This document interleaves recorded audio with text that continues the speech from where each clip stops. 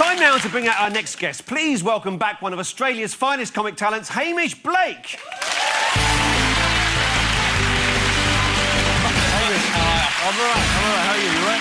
Yeah, good. Now, of course, you're Australian, so you must be good at all sports, I would imagine. No, which is a shame. I don't really know much about sport. You don't know much about sports? Steffi Graf still playing, or...? Could be.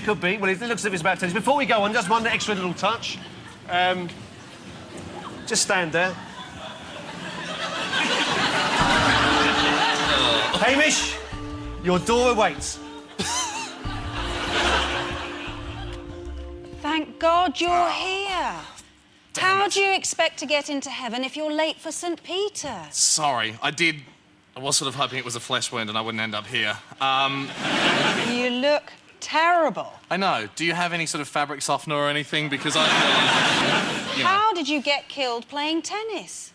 Some of those older players can hit the ball really fast. And, yeah, that's... What were your last words?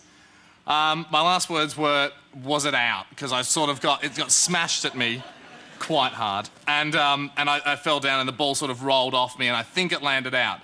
So, on one hand, dead. On the other hand, match point. Look. I've had a look at your file. It's not a done deal that you're going to get in.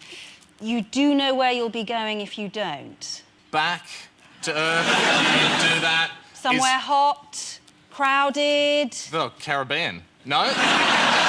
Oh, downstairs. St. Sorry. Peter is ready for you. Use his formal biblical title. Greetings, son of Adam. How are muscles? Only those who've led a good and pure life may enter here. What do you say to that? Sounds like a great policy. Sounds like you're really sticking to tradition there. This is the book of your life. Everything you have ever done or said or thought is in here. What do we call this book? Why don't we call it... Just call it the Da Vinci Code. It seems to work. If we want it to sell. Let's start with childhood. Yes. Before your school exams, you prayed to God that if you passed, you'd go to church every week. We've got no record of you ever attending. Why is that? Oh, he was a bit of a sucker, wasn't he, back then? Yeah. But, I hope he learnt the hard way there that, you know, he can't just keep making deals like that with everybody. I'm sure he'll understand if you'll just let me in. Teenage years. Well, you certainly had a lot of impure thoughts. What would you say the worst one was? Well, I'll give you a clue. No, look, you probably saw it anyway, so it's best to be honest. I'm sure that Mary in real life wasn't that hot, but at my local church in the nativity scene, it was this girl called Andrea Booth, and I did imagine being the angel Gabriel, yes. And it wasn't that immaculate, okay. But,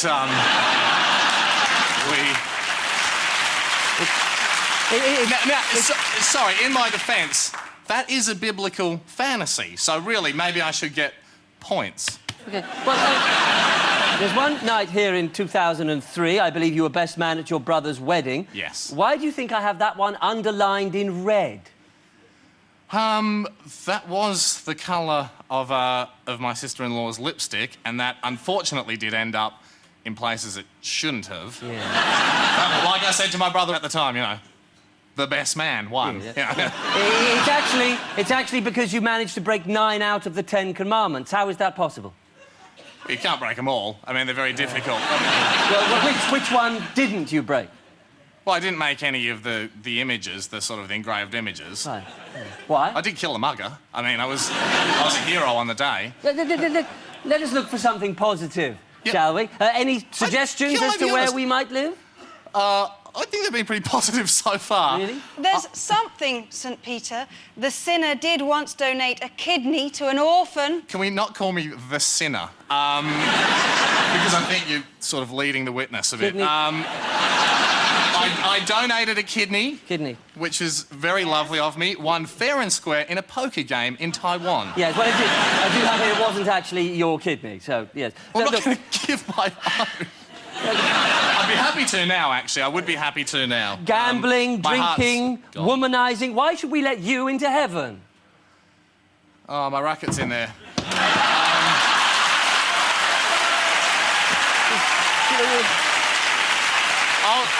I'll just pop in. Yes.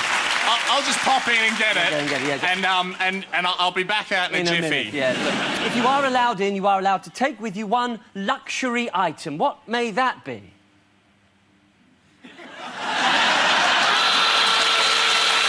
Come on. Hamish, well done. That was not an easy one. That was well done. Congratulations. Can I... Is Andrea Booth, is that a real person? Yeah, do you know what? Annoyingly, it is. I'm really glad this is just in England because she was the girl that I was in love with when I was 7 years old, and probably get a bit honest here, but we're in heaven, so you know this is they know all. And you know that thing where if you cut the cake and it's dirty, you get the kiss. Yeah. Whole birthday party was like manufactured so we could be next to each other, and she gave me a Chinese burn and ran off. So if she's ever up here, don't let her in. All right? Thanks. Congratulations, Hamish Blake. Well done, Hamish. That was wonderful. After the break, Sally Lindsay takes up the challenge and Paul Merton steps through.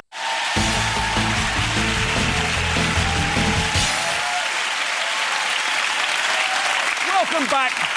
Welcome back to Thank God You're Here, the show that takes 4 performers and makes them bluff their way through a scene they know absolutely nothing about. Now, this afternoon, to help our guests get into the mood of the show, we gave them a couple of exercises. Let's see what happened when they had a run-in with the law. You are aware that this interview is being recorded? Yes, but if it is released on album, then I want 15% of all royalties and 10 grand up front. State your full name. What day is it? It's Monday. John Johnson. Well, according to the arresting officer, you were pulled over by a police patrol car at 11:45 a.m. What speed would you say you were doing? Was this while I was walking or when I was in the car? 0. When they stopped me. Before that, quite a bit more. According to the arresting officer, you were clocked at 60 miles per hour over the speed limit. All right. That's quite an old car, but I think it could get that high. Where were you heading in such a hurry? I was desperate for the loo because I think I'm going on an early change. You know what it's like, love. I do indeed. Did it occur to you that you may have been exceeding the speed limit when you overtook a police motorcycle? It's all a bit of a blur, actually. In fact, the whole countryside was a bit of a blur. The streets and everything was just sort of zooming past. You were towing a caravan. Yes, it's my new purchase. My caravan for me and the kids, you know, being a single mother. And I just wanted to give them something, a holiday, something. Have you been to Barry Island? Not yet. We have a speed camera photo of you here. Ah, yes. I go fast. Ah, yes. Well, I got so fast that the caravan seems to have come off. That's actually quite a good photo. I normally photograph quite badly. Is there any chance I could have that when you're finished with it? That was the drive-through hand job wash thing, if you know what I mean. Hand job wash.